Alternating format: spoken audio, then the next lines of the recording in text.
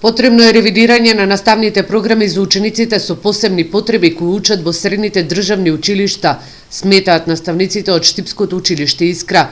Директорот Маријан Арсов вели дека ова се наметнува поради инклузијата, со што поголем дел од нивните ученици своето образование го продолжуваат во другите средни училишта.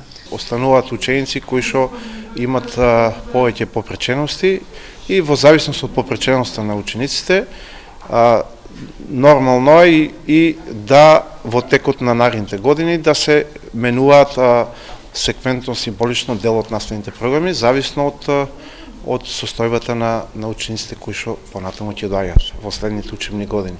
Во моментов ревидирање има на одреден број на учебници каде што се забележани технички грешки, лош превод па и погрешно напишани формули. Со цел побрзо да оди ревидирањето на учебниците, променете и законот за учебници, забележа министерката за образование Рената Десковска.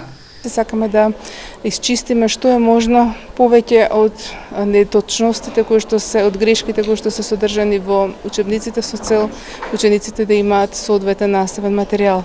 За таа цел и го сменивме законот за учебници кој што возможува да правиме корекции по забележани грешки, некогаш и преводот е погрешен, некогаш формулациите се погрешни, некогаш се забележавме грешки во формули, например по физика, кои што треба да се исправат на еден побрз начин отколку да се тера редовната поставка.